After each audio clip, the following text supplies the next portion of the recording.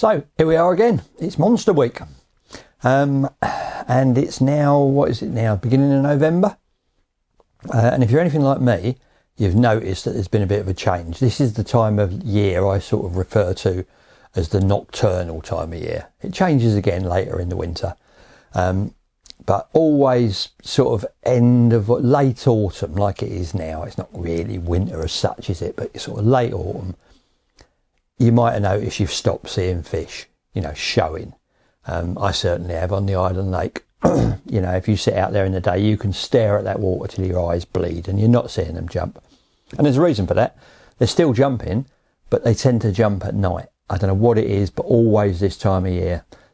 Not necessarily all the bites, a lot of the bites are in the dark, but you still get your first light bites.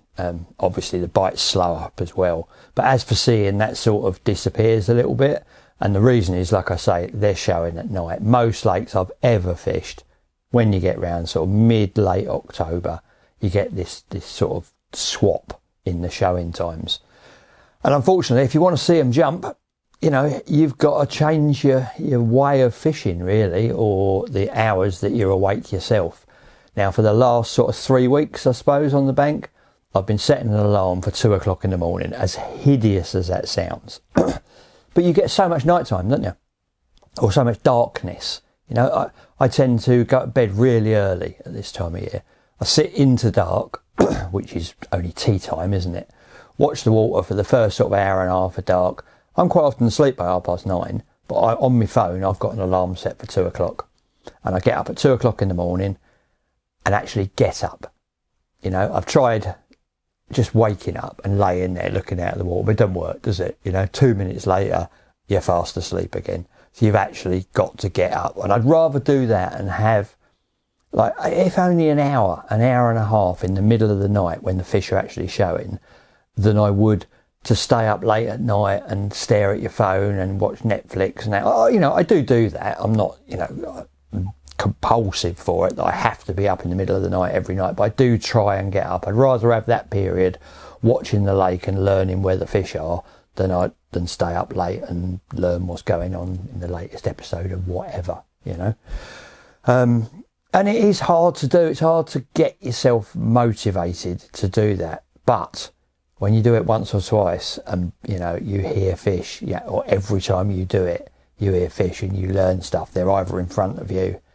If I do get up in the middle of the night and I hear a couple of fish crash out in front of me, I go back to bed because I know I'm on them.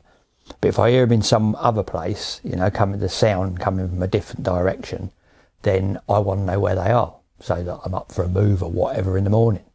I've been known to move at night. I remember on K1 last November, I actually packed up and moved at 3:30 in the morning because I just couldn't take them anymore. They were showing like mad, a swim or two up. Couldn't get to them because of an overhanging tree. So I just thought, I might as well do it. I'm not going to sleep. I'm going to lay here listening to them thinking, I wish I was in that swim. So I packed and moved. But, that is quite extreme, especially as it gets colder and colder. But, if you're on for a couple of nights, spend your first night awake, find out where they are, get on them for your second night. Or just readjust your rigs and recast onto where they're showing. You can learn so much at that time of night, at this time of year. You really, really can. It's so worth doing. So this is my view most nights, about 2 o'clock in the morning. Obviously I've got a light on here trying to do some video and it looks like the camera's struggling to focus.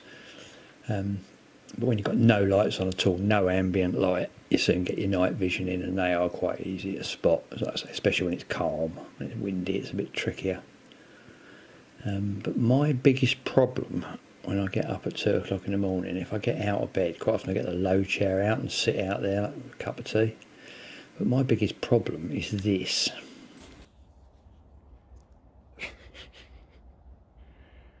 Well, it's now 3 o'clock in the morning. I've had 2 possibles out sort of in front of me somewhere, but nothing really exciting. And I'm now going to try and go back to bed. Any suggestions? how to get that thing out of there into there.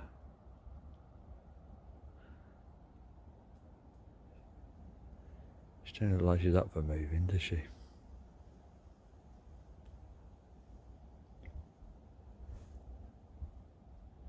Oh well, let's try. Yeah, it's not often that my dog even makes it into the bivvy, as I'm sure you're aware by now. She's a bit of a wild thing and likes to sleep outside. But if she does get in there and she does claim the bed, then she's quite hard to move, to be honest. Very hard to move, but you know, a good shove and she's off. But no, like I say, it might seem a little bit extreme, you know, getting up like that. But I suppose it's what you want out of your fishing, isn't it? You know, if you're going there for, you know, a jolly, or if you're happy to just sit in a swim, then fair enough, you know, so be it. I'm not like that. I like to, you know, it's hard enough as it gets late, as it gets to, let's call it winter. It's not quite winter, but let's say winter. As it gets to winter, it's hard enough, isn't it, anyway, fishing. But if you're on the fish, it just gives you that so much more confidence, you know, when you just sat there and it's cold and it's wet and windy and dark most of the time. If you know they're in front of you, it helps you, you know, to keep going day after day and week after week and keep putting in the hours if you sort of think you know something that other people don't. And that's the beauty of it. When you do get up at them stupid o'clocks, you know, middle of the night, and you get up and you sit up, there's nobody else up. You know, you look around the lake, it's very rare, because you can tell, because you can see bivvy lights or head torches or kettles going on or whatever. Unless someone's had one, it's very rare to see anything else from any other anglers on the lake. So the beauty of that is anything that's happening is only happening to you. You're the only one that's seeing it. You're the only one that's getting that information, which is always a bonus, isn't it? An absolute proper bonus. So yeah, I do like my little extra nighttime excursions. And on the sort of lakes I fish, the gravel pits that are loud, because they're all, the thing with, you know, you're fishing big gravel pits, they've been created, you know, by digging out gravel, and they usually do it in the location that they're building stuff. For example, they're near motorways, they're near airports, you know, they're near some sort of a infrastructure that makes a lot of noise in the day, either what the plains are like, you know, where I fish on the Island Lake or K1 or wherever. And you've got train lines and you've got motorways, you know, and you've got general noise. But at night, you wake up for that hour and a half, 2 hours or whatever in the middle of the night, it's dead silent. I say you can hear fish. When it's windy, it's a lot harder to see them. When it's calm, you can actually see where they are. But you can still hear the direction. You still know roughly where it's coming from. And that's generally what I do from now throughout the winter. I like to have that bit in the middle of the night, and it's sort of me time, and it's learning time. And it's caught me so many fish over the years. You know, I look back at some of my more successful winters. I think back to Monk's Pit when I was on there. I had an amazing winter on there, and there was a group of, I don't know, say about 3 or 4 of us fishing there in the week regularly. Always fished, to say together. We was always on at the same time, and the fish, when we knew where they were, we'd end up next to each other basically. And we were practically nocturnal the whole time. In fact, I looked back through some video clips earlier. I was searching for something, and I found some of my old Monk's videos. Terrible quality, awful. But I've got a couple of bits, so I'll show you a couple of little bits of it. And everything was happening at night. We used to get bites first thing in the morning as well, but we used to have to work hard at night. You know, we'd start catching not long after dark, say 10 o'clock at night, and be up all night, be recasting, be rebaiting. And that's a major thing, is the actual baiting up. You know, rather than just having your rods out there all set on a baited trap, catching on one rod and chucking it back out into the dark and thinking that will do. Well, it doesn't do. You know, the harder you try, the more you catch. Well, I don't know if you can make that out there. That there's a 32 pounder. Oh, a little shadow going on.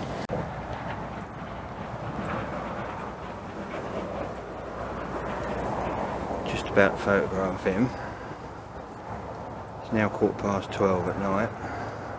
It's been a bit hectic so far. I've had a 21, this 32, which wiped out the rod next to it. and then lost one while I was trying to untangle this lot. So now I've got no rods fishing, swim that needs rebaiting, a fish that needs photographing. So let's be getting on with it. That winter was exceptional, absolutely exceptional. It was a bit like it's shaping up at the moment actually. It was a very wet and very windy winter, and like I say, we used to, if we caught a fish, we'd put it back out there, we'd bait up over the top, we'd catch another fish, we'd bait. We wouldn't just, you know, lob it out there and think that's good enough. And I think that continual baiting while they were feeding is what kept them going, to be honest. I mean, like that night, you know, as I said in that little tiny clip there, I'd had 2 or 3 bites already, you know, by midnight, and it obviously went on like that throughout the rest of the night, because then I found this little clip taken from the next morning.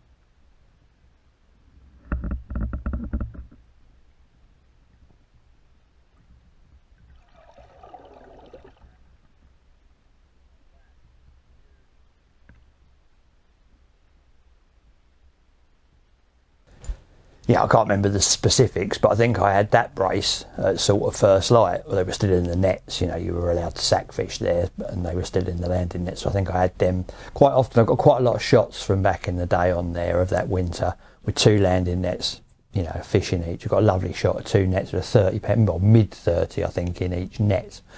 And that's the way it was on there. But I think that was, we helped with that by keeping the bait going in, you know, not backing off at all. And like I say, there was 4 of us. There was probably some more in the on the weekends, but there's 4 of us in the week, and we kept the food going in, kept them fish feeding, kept working at it at night. You know, we needed the accuracy to do that. This was pre-wrapping stick, or before I'd ever heard of wrapping sticks. Anyway, I think one of the guys had them. Makes you wonder how you managed before that, but it's so easy now, isn't it? You know, we all do this fishing for 22.5 wraps and what have you, and once you've worked out where your spod's going to land in relation to your hook bait and that, you've got your spod rod all whipped up as well. And it does make it easy, you know, a tall tree on the horizon. It doesn't matter whether it's light or dark, does it? You know, it could be absolutely pitch black, middle of the night. You can still put bait right on top of your rig. So there's really no excuse for not keeping that swim topped up. You know, you think you've got a load of fish out there feeding, they're only feeding at night. Why miss out? You can sleep in the day, you know. Keep the food going in, keep them feeding, keep on catching, you know, maximise your time really. Like I say, I did find loads of clips from monks. I'm not going to bore you by going back in time and showing you a rake of fish on the bank or whatever. But there is one clip I found that I forgot I had, which I am going to show you because I think it's proper cool. I had a GoPro camera at the time, and I was getting right into, like, with that returning shot video, I was getting right into trying to do underwater stuff. I used to put it on a spod rod and cast it out there into the reeds where I knew the fish used to lay up in the day. And I got some great footage of them all swimming around underneath and that. But I was desperate to get some footage of me playing one into the net. And my mate Dave was with me at the time, and it was all, I had it on a clip on the end of a landing net pole, the GoPro, in a waterproof case. I was playing this fish and I was like, oh yeah, grab that and stick it under the water and we might get lucky and we might get it, and we got this little bit of video and I love it.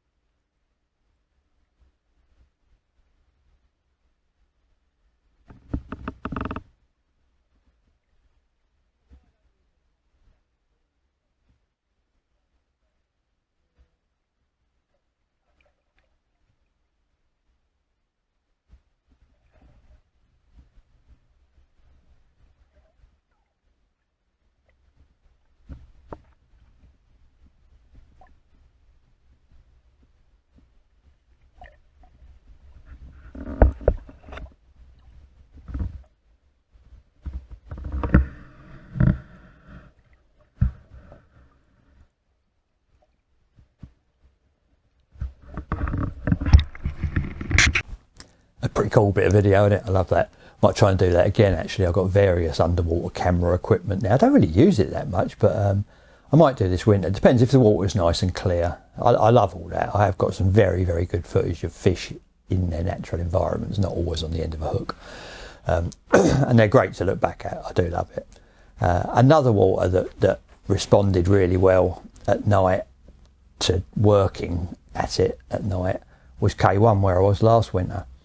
You know, I had some good catches on there, especially later on in the winter. February was brilliant on there. And, you know, looking back, a lot of those came from being bothered, you know, having a fish early into dark and rebaiting and redoing the traps and, you know, making sure everything was absolutely perfect and staying awake. You know, quite often if I'd have one fish out of K1, I'd have two fish or three fish out of K1. I think most of my better winter sessions were multiple catches. And like I say, just being bothered to keep going. I mean, a lot of the anglers on there at the time, I'm not knocking them because this is the way they fished, and it's a good method and it's a very popular method. They'd put 3 rods very tight together, you know, in the daylight, put them really tight together on one big bed of bait. And the theory is you get one bite, that rod comes in, props up against the bush or a bivvy or whatever, out the way, that's done. And then you've still got 2 rods on that spot, so you're not disturbing the fish by recasting. And then quite often the second rod will go, and you know, and if you're really lucky, all 3 rods will go. But I can't fish like that.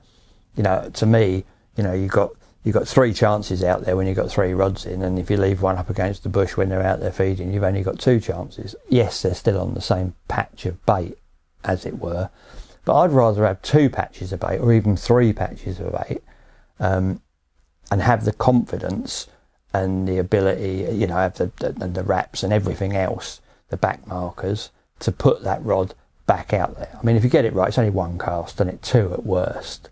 How much damage is that going to do? And then, you know, sprinkle a little bit of bait over the top. Quite often you're fishing, on these pits, I was fishing deep water in K1 in the winter. You know, when you can trap a spot, it hasn't got to go badoosh into the water. You can trap it and just lower it down, tap it on the surface and whip it back in. I'd rather do that. I'd rather have 2 or 3 spots on the go, put the rod back out there. I mean, I'm manic for it. I don't photograph the fish or do anything until that rig's back out there. You know, I have a fish, goes in the net, very first thing I do, unhook the fish, test the rig sharp enough, if not, clip another one on, fresh bait on, wrap it up, donk, plop, on the spot. Might not bait up straight away, but I'll get the rig back out there. Then I'll weigh and photograph and deal with the fish. Then I might put a bit more, well, I will put a bit more bait over the top. And at least then when I get back into bed, you know, after having a capture, I'm totally confident. I'm not laying there thinking, oh, I should have done this, or maybe I should have put, you know, I'm just thinking that's as it was before I got a bite. That's back on the spot. It's been fed again. I've got, you know, the whole thing can roll again. It's all back to square one, like, and fishing the best it can possibly fish. And that's what I like. I like that confidence. And like I say, it paid off on K1. I had a string of good fish. I put together a little video of some of them. I'll show you that now.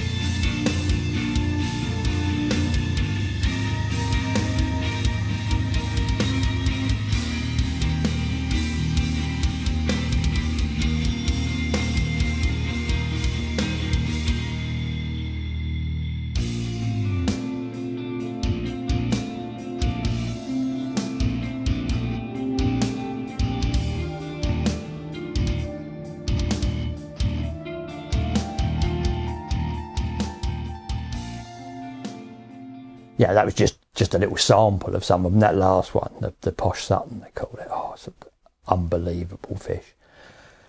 And I might well go back on there this winter because there's still some great fish in there to be had.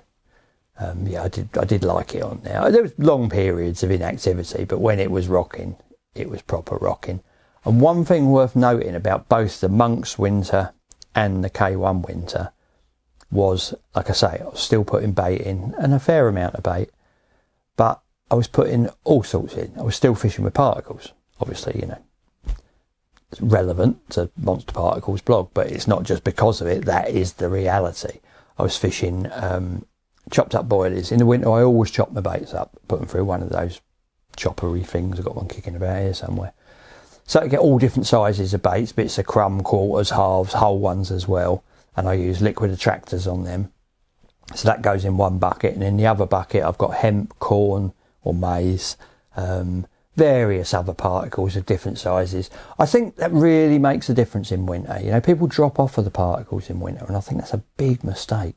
I like to have a mixed bed of bait down there. You know, have your boilies, have your particles, have your attractors, have everything, but have it all in little bits and pieces. So when the fish get in there, they've got a route around for it and create a cloud, and other fish come in. And, you know, the feeding spells are quite short, but I like them to be quite frantic. I like to get everything invested in it rather than just a bed of whole boilies. You know, I like to mix it all up. It just gives me the confidence. It's done me so well over the years. It really has. And I've got mates that fish the same. My mate F, you know, he swears by hemp in the winter, and he's caught a lot of fish over hemp and corn in the winter. On the hook, I still use, you know, I use a white wafter most of the time. But I don't think it's that they're not picking up whole boilies. They are. It's just that added level of excitement, of interest when there's all bits, there's all smells, and you know, they've actually got a route around. And it helps with your spots as well. Blows the silt off the spots, and the spots become more pronounced, easier to find, easier to present on. Yeah, I think it's a very, very good winter method. You just keep it all going in. And if you get on a water where they're willing to feed throughout the winter, you haven't got to cut back to next to nothing. I mean, some lakes you have. Some lakes you end up, you know, unless you're fishing a little PVA bag with pellets and a couple of bits of corn in, you're not catching. Well, sorry, but on those sort of waters, I ain't catching because I don't fish like that. I think fish in winter are well willing to feed as long as you keep it going in on a regular basis and keep it going in on the right spots. So, what about this month? It's been a bit of a washout for me, to be honest. Quite literally, you know, it has been raining for weeks, hasn't it? I think it's rained every day for about 3 weeks, I reckon. I don't look out the window or the bivvy and it's not raining nowadays. It just seems to be a permanent fixture. And what's happened at the Island Lake is that water's coming into the lake through runoff, rain, inlets, whatever, you know, and it's probably gone up, I would say, 2 foot, which is a lot of extra water, and that extra water is very, very cold. I noticed the other day I was out there in the boat prodding, and I was on a mark where my 12-foot prodder usually gives me about, you know, a handle's worth out the water. Because the water would come up, I had to roll up my sleeve and poke my arm in to touch the same spot. And, it came out, it was blue. And I just thought that's not good. That's a real drop in temperature of the water really, really quickly. I mean, the air temperatures are high, but that water temperature is quite low. And talking to other mates around the country, you know, fishing other lakes here and there, and they're sort of reporting the same. They're saying that October, it hasn't been the best month. You know, it's not. You usually really look forward to it. For the big feed up and all that, but it hasn't really been as good as I think a lot of us expected. But I am expecting that to change. You know, if it stays like this, if it stays mild, if we get some big winds when it starts to chop all that water in together, or some more big winds, chop all that water in together, stabilise the temperature a little bit, the fish get used to it. I'm hoping that November is going to be a really good month. I really am. And I'm going to change my approach in November. I'm going to change my lake in November, to be honest. I think I'm sort of coming to the end of my run on the Island Lake for this year. Like I say, the bites have got very few and far between. It's not got a massive form from now on, to be honest. It's not a winter lake, and it's not where I intend to spend the winters. I mean, I've got such options this year, it's incredible. I've got, on the ticket, I've got, just on that complex, I've got K1. I've shown you some of the fish I caught from there last winter, but there's so many I haven't. There's a beautiful common in there called the Upfront Common. It's lovely fish. I'd love to catch that. There's some great big mirrors in there that I haven't caught, a lot of. And a lot of the fish that are still big, sort of mid-30s now, even last year, they're pushing right up. They're real growing fish. So I've got that as an option for the winter. I'm really thinking of going over to Raisbury, going back, if you like, to Raisbury 1 on the North Lake Syndicate. I've got a ticket for it. Recently I've been relaying out a copy of my first book, An Obsession with Carp. Book copies in there. I'm doing an all colour version of it. Now, I mean, the book's old, but it's very, very hard to get hold of. It's quite sought after. I get messages all the time. Do you know where I can get a copy? Well, you can't. It's been out of print forever. And it wasn't reprintable in the format that it had been saved in, but I've managed to get the words. I've found a load of photos, and I've been flat out for the last few weeks. In fact, I didn't even go fishing this week, which is unheard of. I've been stuck in the office just scanning photos, colour correcting them. And what I'm doing is I'm reprinting it, but doing it in full colour. Because back in the day when I originally did the book, it was nearly all black and white. That was the way the print worked in those days. You had to pay a lot of money to put colour photos in. But I've redone it. I've got 138 colour plates now. I've just got to the end of it this morning, actually. 138 colour plates. I'm really looking forward to it because it's going to be the book that I always hoped it would be, always wanted it to be, and couldn't afford to get it printed in the way that I wanted. And now, I say, things have changed. The price of print has come down. Colour's standard now in all books. You can have it wherever you like. So yeah, I'm proper looking forward to that. But what's happened with me going through all those boxes and boxes of old prints of Raisbury, Raisbury and, Horton and what have you, it's given me the taste of it a little bit. And it's still beautiful up there. I mean, the lakes, around the lake is different. It's a lot easier to fish, to get round, if you like. There's a track all the way around, nice track. Push a barrow around it now. But the lake's the same, the islands are in the same places. It's still all overgrown, great big trees, and that probably more grown than it was then. And there's a lot more fish in there. Back in the day, the two lakes were joined and there was only 20 carp, or roughly 20 carp in the whole lot, 120 acres or whatever it was. Now it's split in two. The North Lake's got the bigger fish in. South Lake's got a lot of fish in. But the North Lake's got the bigger fish in.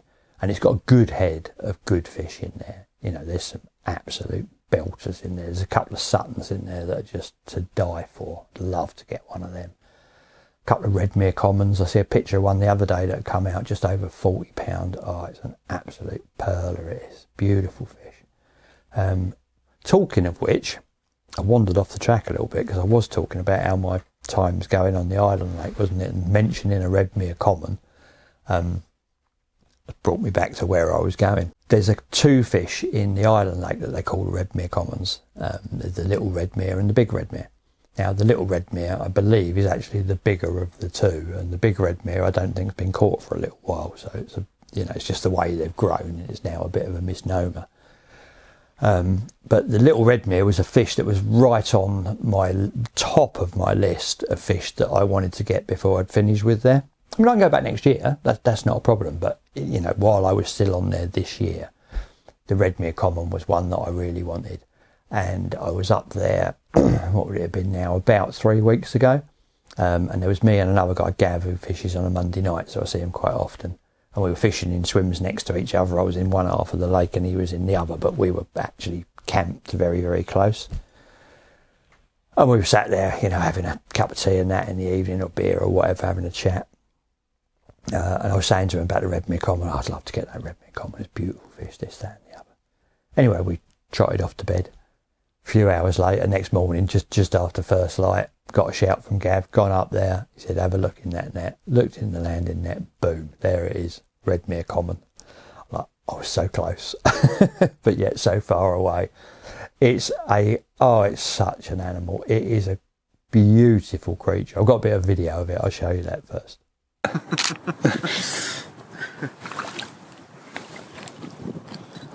It's gone right down the back of my waist. It's so off-putting. It's so cold and all. Right. Everything.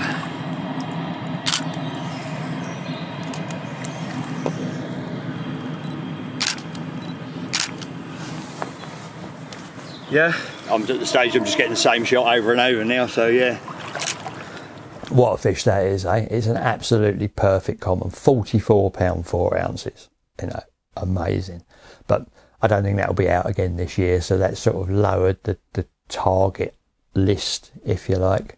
I'm not sure how many of the big ones will be out. There's a great big mirror in there that I'd like to catch, 50 pound mirror, but I might have to pull that off till next year and have another little journey up there. And I've never fished it in the spring because we had the COVID thing, didn't we, this year? So when did we start? End of May, was it? We were allowed to go back out there fishing. So I missed all that spring thing. So I might do the spring next year, and it's possible, it's only loose plans, but if I did the spring next year, I could lump that with it and call that a whole season, couldn't I? So I might do that. Like I say, I'm sort of ready to move on now. But I did have a fish this month out of there, this October.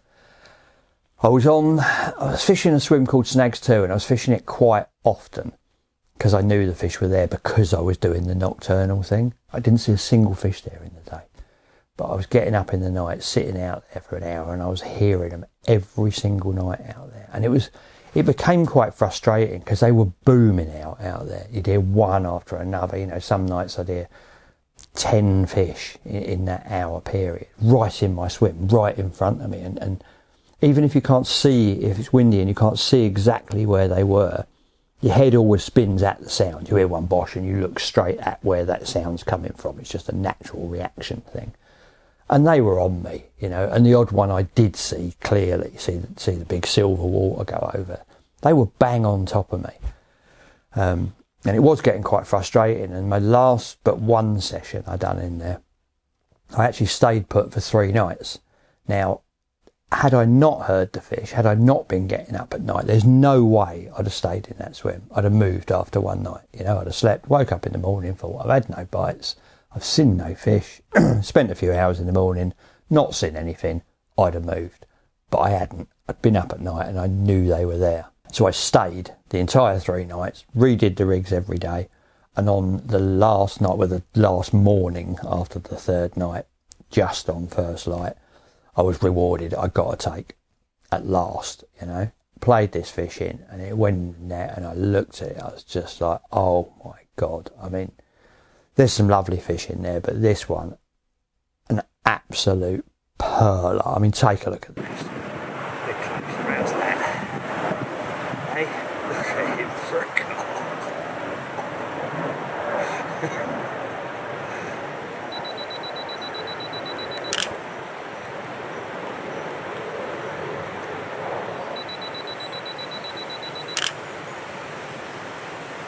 He's an absolute stonker, isn't he? Hey?